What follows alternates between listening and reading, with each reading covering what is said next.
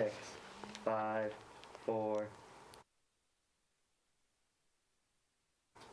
Hello, and thank you for joining us. I'm Cassandra Webb. Coming up, a demonstration in Venezuela in support of Alex Saab. Amazon on thin ice with Congress. All this and more as PS News starts right now.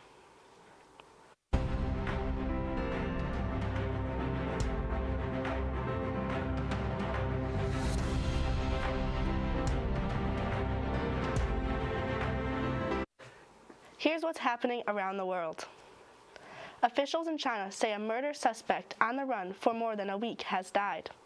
The manhunt for Oh Han-song garnered widespread attention from the Chinese public. Police say he took his own life during a confrontation with authorities Monday. According to officials, he was discovered in a cave in a seaside village. The 55-year-old was wanted for attacking his neighbors in China's southern Fujian province on October 10th. According to state-run media reports, a 78-year-old man and his daughter-in-law died. The man's wife's grandson and great-grandson were injured. Pope Francis says he's going to continue pesting on social media. He didn't mean to say posting. The plaintiff was referencing the fact that many people think he's a pest for hammering on social justice issues.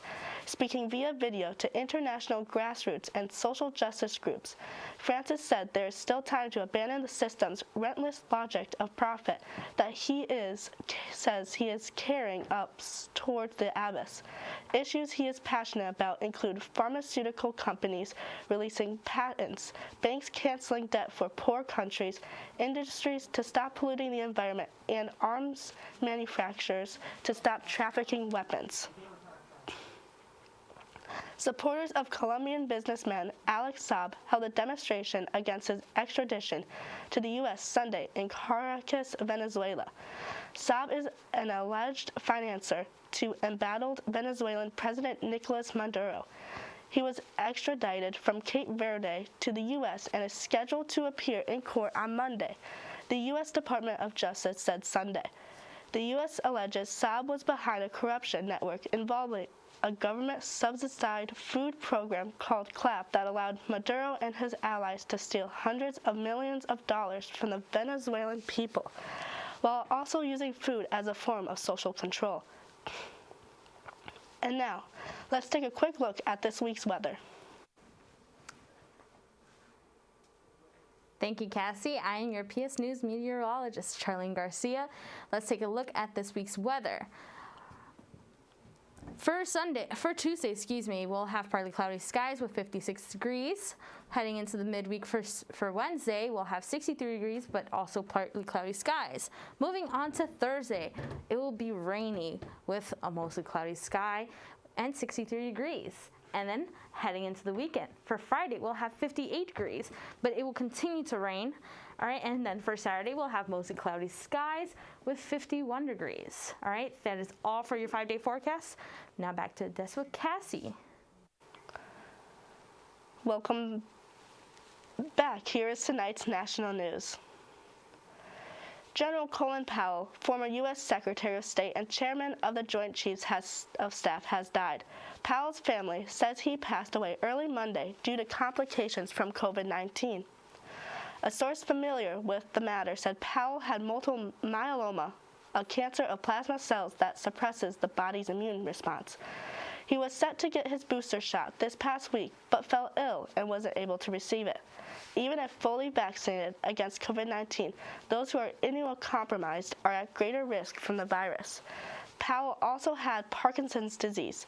His career as a distinguished soldier started in 1958 and took him from combat duty in Vietnam to the White House.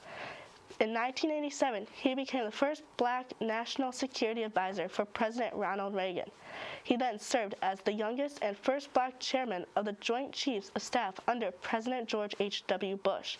That would lead to his highest position as the first black U.S. Secretary of State under President George W. Bush. Colin Powell was 84 years old. Trouble could be on the horizon for Amazon. A group of lawmakers has a warning for Amazon after they say top executives, including former CEO Jeff Bezos, may have misled or even lied to Congress about the company's business practices. Members of the House Judiciary Committee's Antitrust Subcommittee say they are giving Amazon a final opportunity to provide exculpatory evidence to corroborate the previous testimony and statements on behalf of Amazon to the committee. The bipartisan group that includes Democrat Representatives Pramila Jayapal and Harold Nadel, as well as Republican Representatives Ken Buck and Matt Gaetz, cited recent media reporters that cast doubt on testimony provided by Amazon senior executives. The testimony was about how the company uses its vast influence to help its own brands. Amazon executives have previously told lawmakers that it doesn't use the data of individual third-party sellers to inform the development of its own private brand products. The White House has a new plan to combat pollution from widely used forever chemicals. Per and polyfluoroalkyl substances, or PFAS, can cause severe health problems and linger in the environment after being released. The Environmental Protection Agency is launching a roadmap to research, restrict, and remediate harmful PFAS. The actions include a new national testing strategy, a proposal to designate certain PFAS as hazardous substances under existing law, and actions to broaden and accelerate cleanup. PFAS have been manufactured since the 1940s and can be found in telephone nonstick products, stains and water repellents, paints, cleaning products, food packaging, and firefighting foams. The Justice Department is asking the Supreme Court to block a Texas law that bars most abortions after 6 weeks of pregnancy while legal challenges play out. The DOJ made the formal request in an emergency application Monday. According to the department, the law is, quote, clearly unconstitutional. The DOJ says letting it stay in effect would perpetrate the ongoing irreparable injury to thousands of Texas women. The request puts the justices back in the middle of a huge ideological battle. The Texas law is controversial because it bars abortions before most women even know they are pregnant. The High Court will likely issue an order after asking Texas for a response and giving the DOJ an opportunity to reply. A deeply divided Supreme Court allowed the law to go into effect in September as part of the different legal challenge by abortion providers. When we come back, we'll have a quick look at your sports. Stay tuned. PS News is a live show put together by just a bunch of college students, and we put it out to the public for everybody to see. Different segments that we have with PS News, we have national news, we have world news, and we cover sports and pop culture news as well. It's been a lot of fun, especially this semester. We have a great crew and talent that make it amazing. We go live Monday through Thursday from 7 and 7:30. Welcome to PS News. And now to Harrison for the PS Sports. Thank you, Cassie, and welcome back to PS Sports. I'm Harrison Gereau. A 99-year-old golfer has pulled a hole-in-one in Queensland, Australia. That comes 61 years after his first ace. Hugh Brown is 2 months shy of his 100th birthday, and he is the oldest Australian golfer to ever achieve this feat.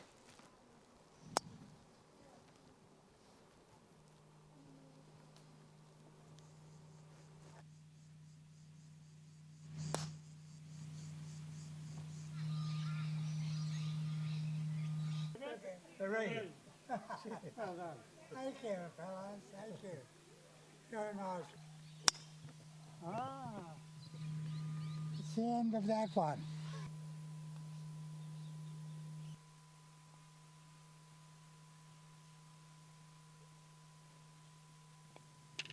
Thanks, Hugh. Well done again.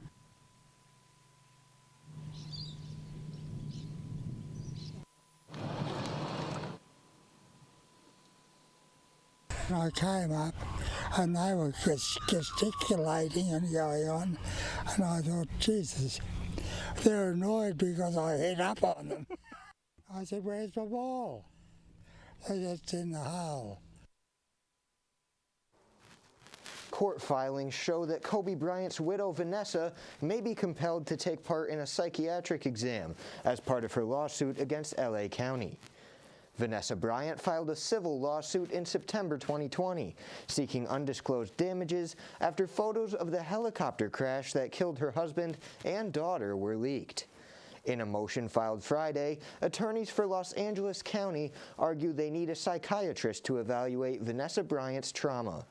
Her attorneys responded that an involuntary 8-hour psychiatric examination is unreasonable and that it does not take an expert to understand her emotional distress. Kobe Bryant, his daughter, and 7 others were killed in a helicopter crash in Calabasas, California in January 2020. Former NFL coach John Gruden is off the real football field, and soon the virtual one. EA Sports says it is working to remove Gruden from its popular video game, Madden NFL 22. He resigned as head coach of the Las Vegas Raiders this week over a series of vulgar emails he sent while he was an ESPN analyst. The emails reportedly included racist, homophobic, and misogynistic language, were uncovered as part of an NFL investigation into workplace misconduct at the Washington football team. EA says it is committed to maintaining a culture of inclusion and equity. For the video game, the company plans to replace Gruden with a generic likeness in the coming weeks. That's all for tonight's sports. Let's throw it back to the desk with Cassie. Thanks, Harrison. Unfortunately, that's all the time we have for tonight. Whether you're watching from home or on the go, you can find PS News online at PS Newsroom on social media. Have a good night, Plattsburgh.